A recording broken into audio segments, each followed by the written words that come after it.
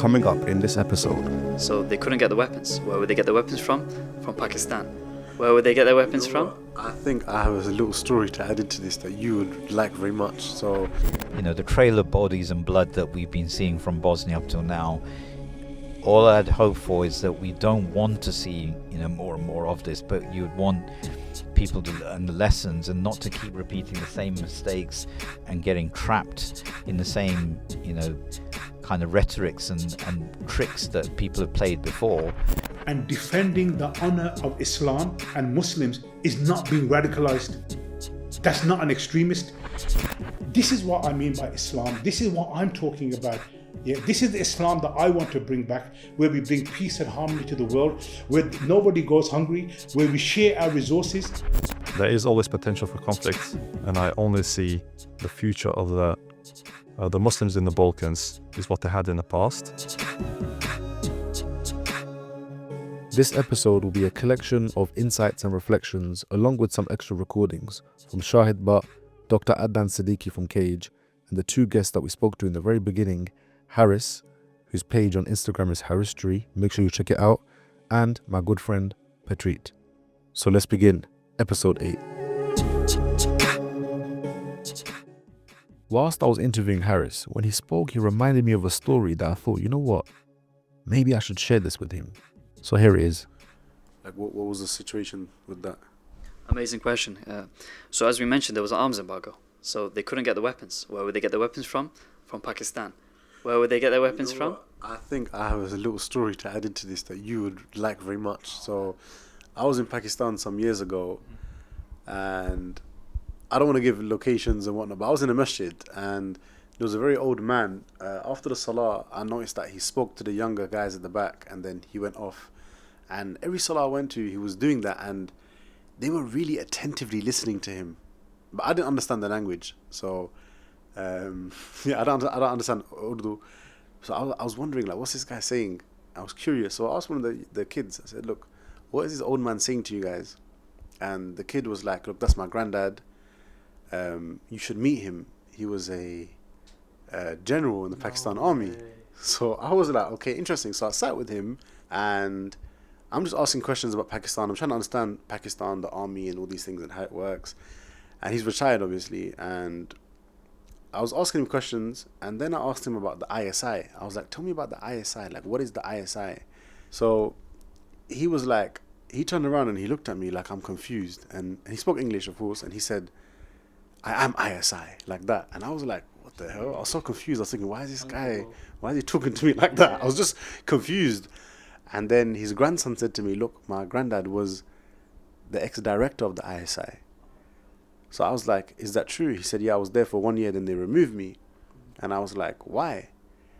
And he told me that during the Bosnian War, I was the only Muslim general that provided arms to the Bosnian Muslims. You can Google his name. His name is General Javed Nasser. Wow.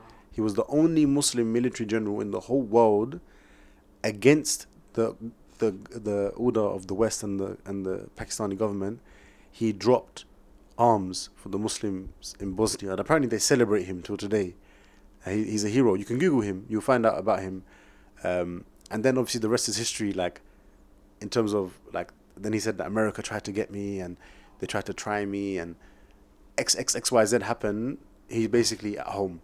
But yeah, that was like, I mean, Pakistan, like my visits, my travels there, like it just shows me how connected this ummah is. Like thousands of miles away, a Muslim general hears the call, and he decides, look, I don't care what the government says, I'm sending my planes or whatever he sent over to give Muslims. And I remember speaking to someone who's also like you, very interested in Bosnia, and I told them that I met someone that you might be of interest. Oh man, I'm so jealous. And they were like, don't tell me it's General Javed Nasser. I was like, yeah, I met him, because there's no photos of him. He believes having a photo is haram. He's a very religious man, very, very religious. But yeah, man, that's it's interesting. Bro, I'm jealous. I wish I was there, man. I wish I was there. But that's a beautiful story, man. Just the fact that he's just a casual uncle in the back, just, giving these kids like lectures on like his military service and stuff. That's amazing. SubhanAllah. Yeah, so like Pakistan played a big role, as you mentioned. People like to say, oh, what did the Muslim Ummah do for Bosnia? We did a lot. there was at least, I think, almost 10,000 foreign fighters. For Bosnia, that's big.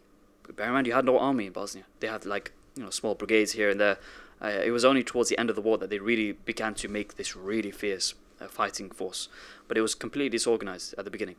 But towards the end of the war, with the help of Indonesia, even, you have Indonesian Muslims that you can see these old unks with glasses, like running through the snow, transporting weapons and grenade launchers and whatever.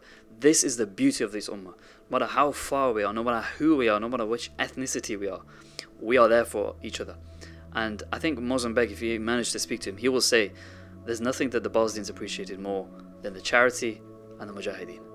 Because those were the people that helped finance the defense of Bosnia. After the interview with Dr. Adnan Siddiqui, we decided to continue the conversation in my car as I drove him to get him to his next appointment. So when you went there, what was the situation like in the 90s for people to understand today what was actually taking place? Was it a genocide? Was it a massacre? Was it a bit of civil war? What was actually happening on the ground? No, I mean, these terms, they become meaningless because, like even now, if you watch what's happening in Gaza, it's a genocide. Ethnic cleansing, all of these types of things. But reality is it's nasty. Like if I was going to say to you the one thing, I've seen dead bodies. That's not a problem. I've seen that because I do deal with work. That's normal. What I've never been able to get out of my head, and I actually experienced it just recently, is the smell of dead bodies. And that's just something which I had to see one of my patients recently who passed away, Muslim lady, and I'm sorry to say that the odor, it brought me back to that time, because when you have bodies which are not buried or that they've been put in shallow graves or stuff like this, I hope no one has to experience it, but it's something you can't get out of your head. You certainly can't get it out of your nostrils. It's not something which I'd ever, would want people to experience and everything like that. And that's the reality of war, is that, when people sort of say, oh, it's collateral damage or we've tried to do our best. No, these are people who have been, murdered. And like I said to you, is that I'm sorry to say that we shouldn't get involved in these kind of discussions about, is it a genocide, is it a massacre, is it a civil war? That's a dialogue of the people who are sitting in conferences who are dealing with this. Like I said, when you're on the ground and people these are simple things of survival, and like I said, when you unleash those forces, then they're very hard to put back into place.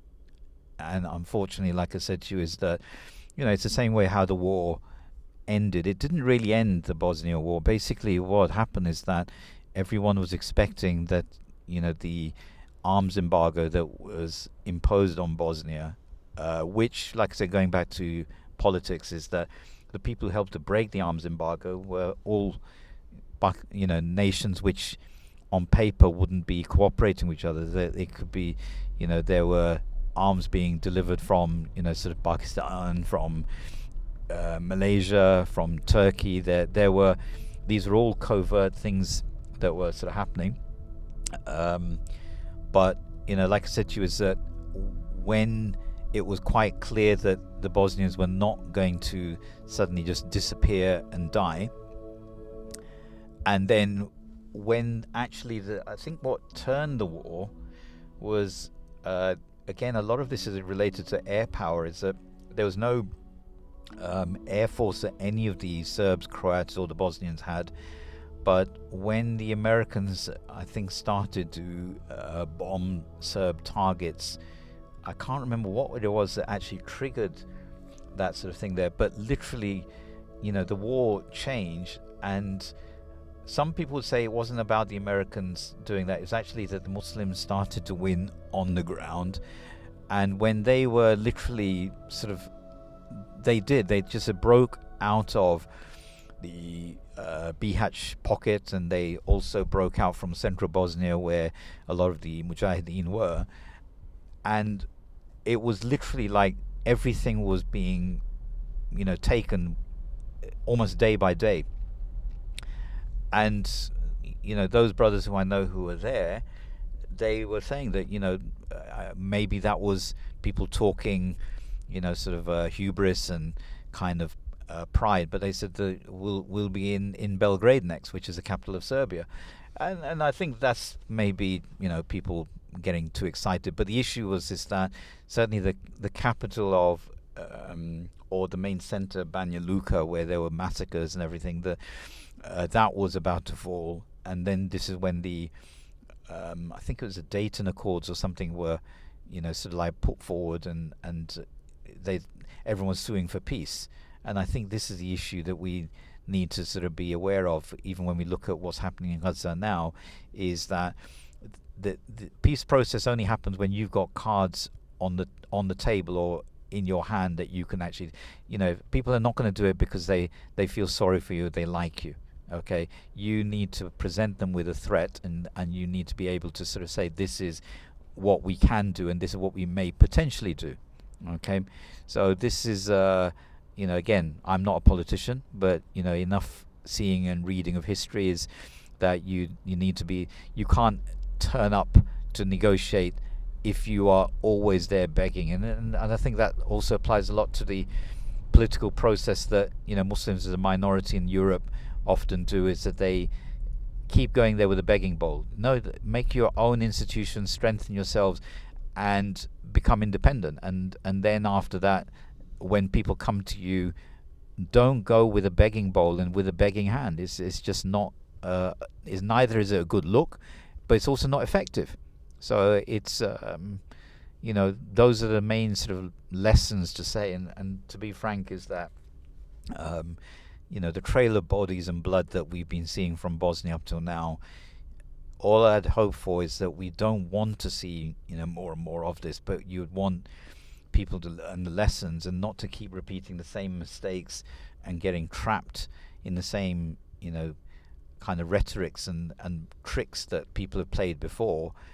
And our leadership and people like this, like I said to you, I think that unless you've been out into those hot zones and actually, more importantly, lived and experienced them, because like I said, there's a part of relief work where you can be very, very closeted and kept away, like a lot of these Western NGOs, they'll stay in places like the Hilton and others and will be shipped in and everything like that. But that's something which I think is a shame, because it just means it's like a business rather than actually any kind of truly humanitarian work. Is that there are humanitarians, I've seen them working in all of these places where they are on the ground and doing things, but sadly, like I said, there are just as many humanitarians, Muslim and non-Muslims, who treat this as a business, and I'm sorry to say that is not what it should be. Next up, I asked Shahid Butt about any personal reflections he has, along with any lessons that we can take from the whole Bosnia episode.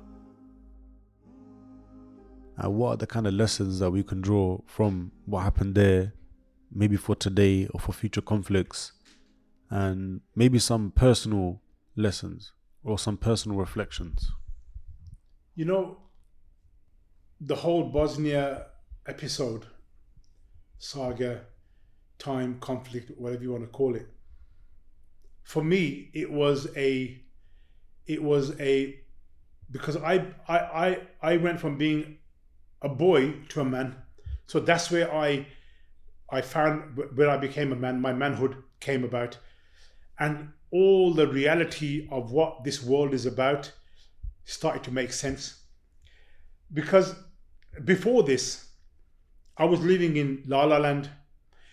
Even though when you read about the history and about the wars, and you read about, how bad people can be, even like about the munafiqeen and about all the trials and tribulations that the Muslims went through, you're just reading it in a book.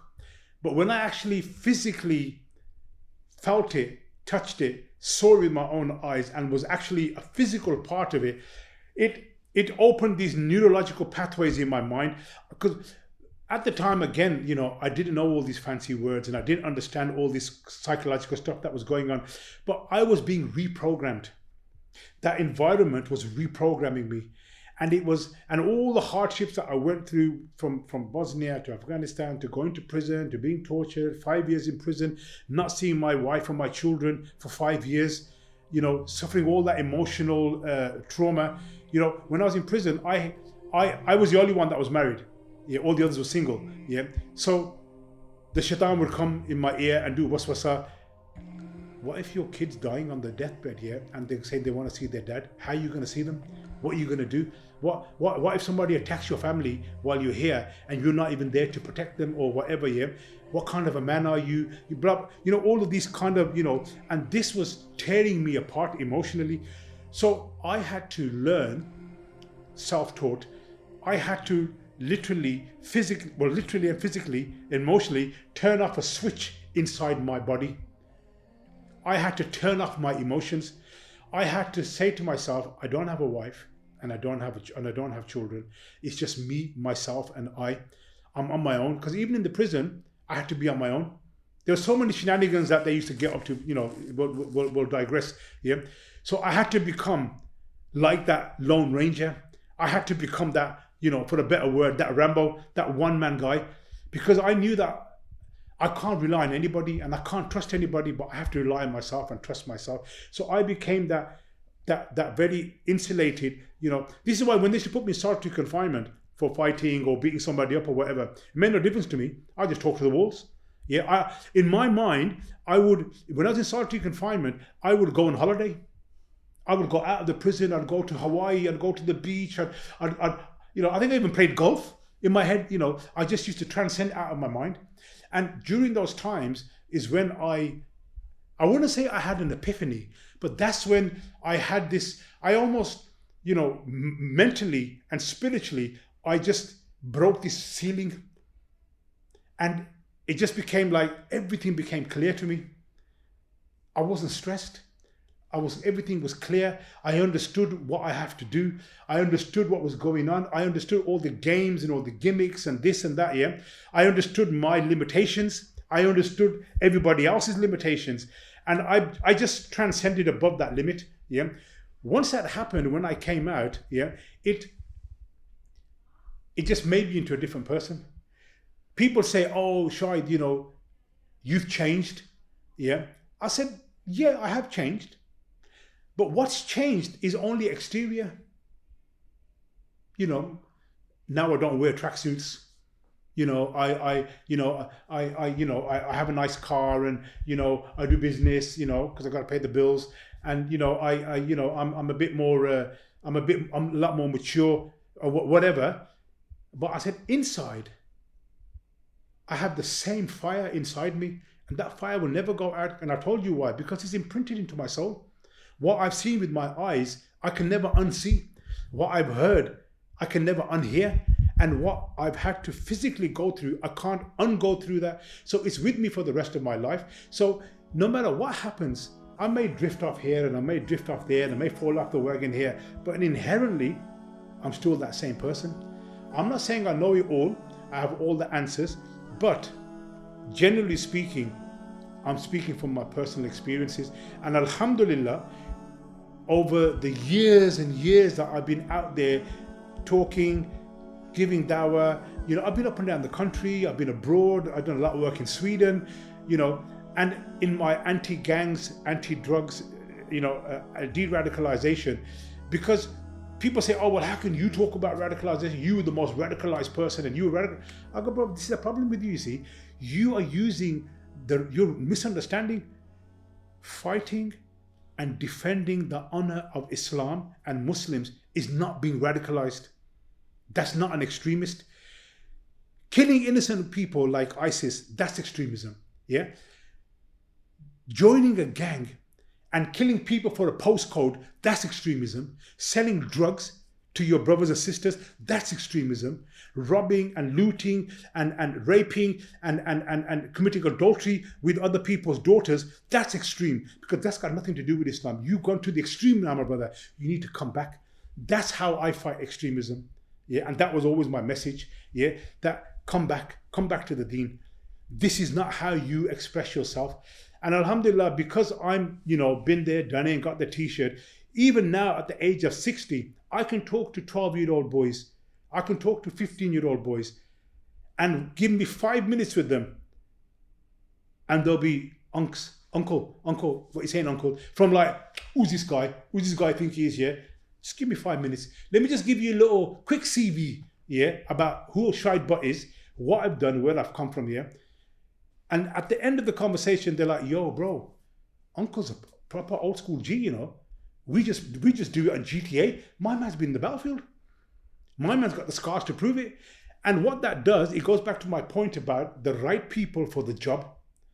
Why do I get that traction with young people? Why do I keep getting called back? Why do I have an effect on the young people? Why they want me to do talks and get involved? I mean, I was doing a lot pre-COVID, and then after COVID, I just haven't really got back into the flow of things again. Yeah. Why? Because of the stories that I've just told you. When they hear this, and also what I've realized is that a lot of the young generation, the biggest thing that one of the biggest things that I see is that they are lacking role models. The Sahaba used to fight, wrestle in the courtyard of the Masjid Sallallahu Alaihi Wasallam.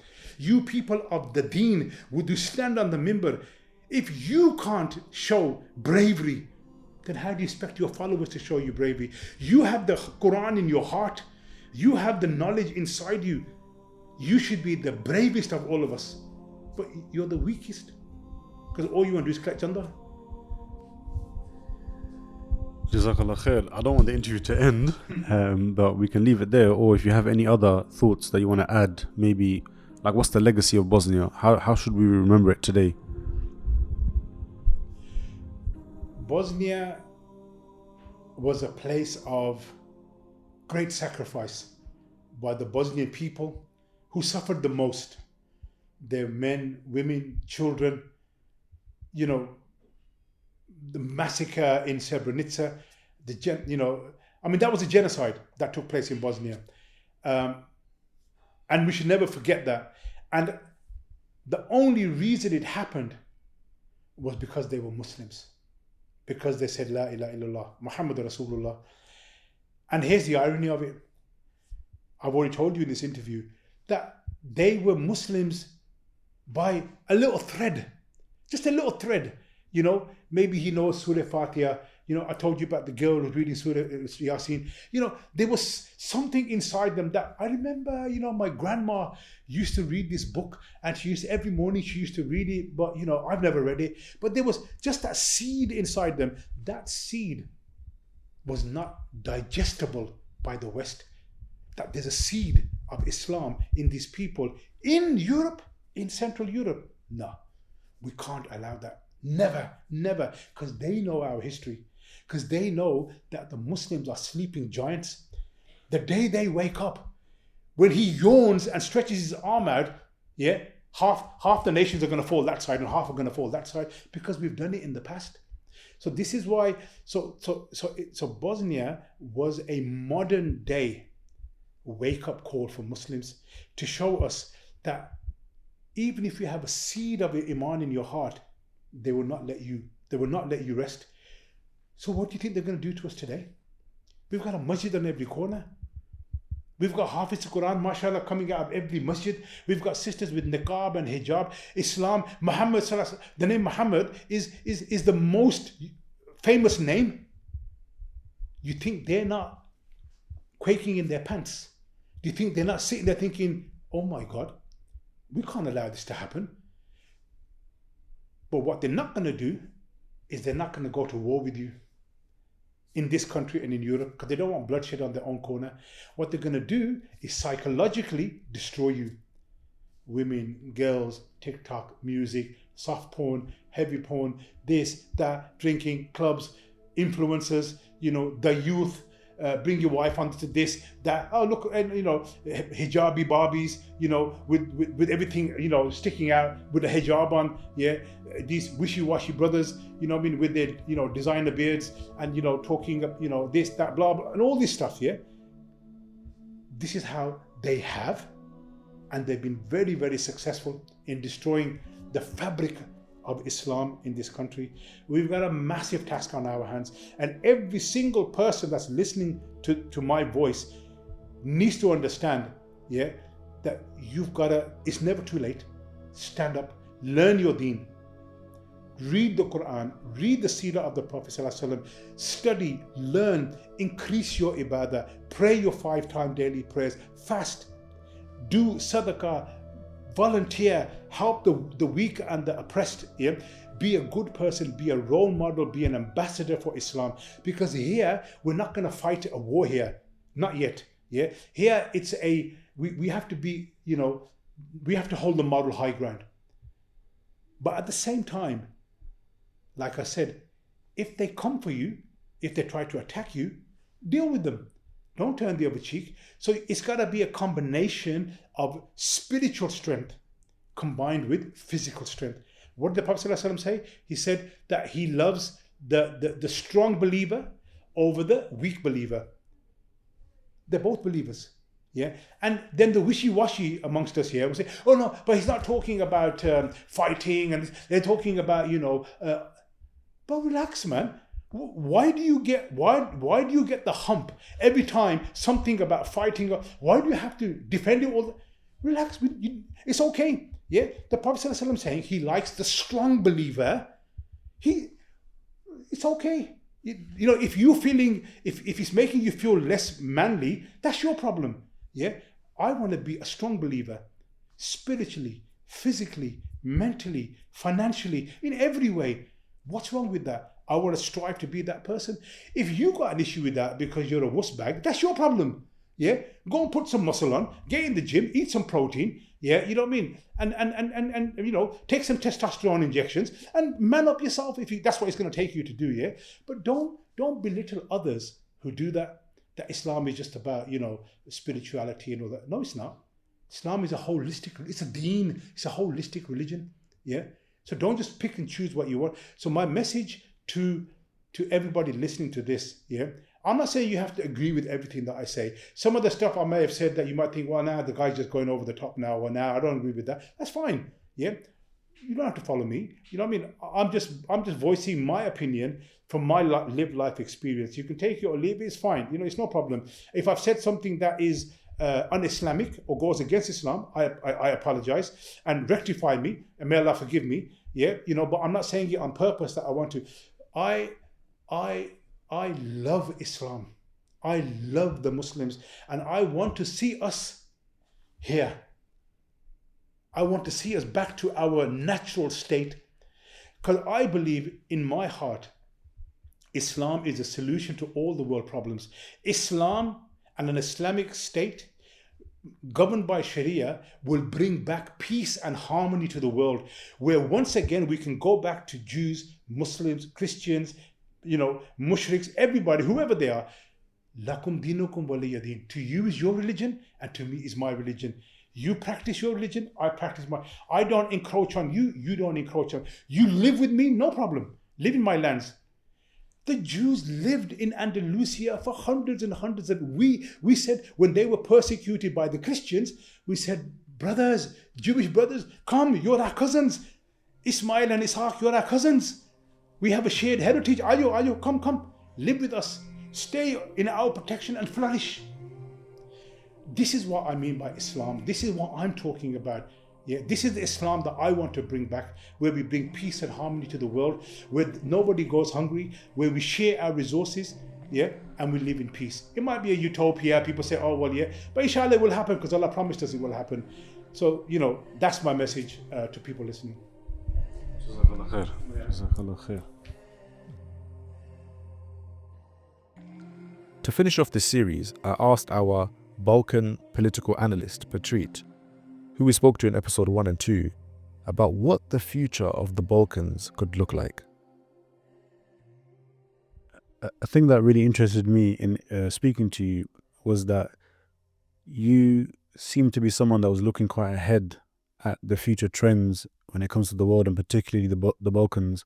And I remember going to a presentation of yours which was about that, and you mentioned that there could be a future conflict that arises. Could you tell us more about that? Serbia always had plans on Bosnia, even going back to late 19th century. So the first time around is in 1878, Treaty of Berlin, Austria-Hungary. They took away Bosnia from the Ottomans, and they did not give any piece of the land to Serbia. So the Serbs were upset with this, because Serbia, as we know, you need warm ports in the sea to do trade, to do international trade, and Serbia always lacked this. So they needed to get through Bosnia into the Adriatic Sea. So they lost that ability to go through Bosnia. They tried through Albania, they reached the sea, but then Austria-Hungary came and created Albania as a separate fake country, quite frankly, and the Serbs were upset with this. So Serbia always felt that Bosnia was an extension of it. And even today you have people in Bosnia, Serbs in Bosnia, who think of a greater Serbia. They believe in a greater Serbia. So they want to expand Serbia into Bosnia. They feel it's their own natural right, God-given right, that they want to expand, okay? And this talk has been brewing up for the past few years. And even you have Milorad Dodik, who is the head of the Republika Srpska, the head of the Serbs in Bosnia. He's a nationalist who's brewing these things up. He's supported by the Russians, and the Russians are happy to play the supporting role in the Balkans. They always felt like the Serbs need help in the Balkans. So, and the fact that if you look at the borders, the way they were drawn up in 1995 by the Dayton Agreement, there's no coherence into it. Quite frankly, anyone within a week, within a few months, everyone who owns weapons there, you could have a conflict arise in a very, very short span, and I will find that Europe will find it very difficult to respond. Even if they did, they probably let a few 1,000 Muslims die before they intervened. So one is that Europe has not set up a political system, as I mentioned, in a coherent way to try and resolve the problem permanently. So there's all these aspects of the Serbs basically breaking out, because the 91 war, 93 was spontaneous. There was thinking behind it, but it was spontaneous. So, the Balkans, whether it be Bosnia and Kosovo, they are split between this east and the west. And I do not see Europe win the hearts and the minds. I don't think they have that ability. There is always potential for conflict, and I only see the future of the Muslims in the Balkans is what they had in the past under the Islamic Khilafah, because that's where their future, that's where they had the most peaceful, prosperous times, and I do not see any future for them unless it's under the Islamic Khilafah. What could the future look like for them now, given the fact that you're hearing this rhetoric from Serbian nationalist movements and the idea of a greater Serbia? It sounds like the idea of a greater Israel. What could be the implications of that realistically for Muslims in the Balkans? I think if it does come to it, I think Europe will happily let it play. They just let another, Zionism slaughter 17,000 children. So when it comes to the sanctity of human life, they have none of it. It's not they have some high morals where they're going to look at, human beings, we want to protect human rights, right? So they don't care about that. If it's in their benefit, in their interest, to let a few thousand Muslims know who's in charge in Europe, let them feel scared, let them feel that you're always in the help of Europe, in the need of Europe, I think Europe will let that happen, just like they let it happen in 92, 95, right? I remember in 99, just to give a sort of comparison, I remember watching TV, these US Apache helicopters in the border with Albania. They would go in and they would shoot at empty targets. While on the other side of the border, the Serbs were massacring Kosovars and Albanians day in, day out. And from my perspective, thinking, why are these guys shooting empty? Why can't they just cross the border and actually finish the Serbs and help them out, right? And I just realized that maybe they don't want to do that. Maybe they just want to prolong the war, right? And what you find, you find these even in these double standards when it comes to Zionism, where so they give you the aid airdrops, but in the end they're happy for you to die basically from bombs, right? So there is a potential for the conflict and the potential for the Muslims to die in large numbers if the conflict was to come up again. This series was brought to you by The Other Archive. Make sure you follow our social media pages. So that brings us to the end of this series. I want to thank you all for listening. Please do continue to share these stories with your friends, and I hope that this can be a historical contribution to the Ummah. Your feedback is very valuable, so please, if you have any, make sure you message me and get in touch. I hope to continue to bring you more stories, perhaps ones that are less known. I want to bring these stories to light. As you can tell, right now, I'm tired after all of the editing and after all of the interviews, but alhamdulillah, we finally made it to the end. Keep updated on my social media pages, and don't forget to subscribe wherever you're listening to this from. If you want to support projects like this, then you may do so by supporting The Other Archive on Patreon. Visit patreon.com/The Other Archive.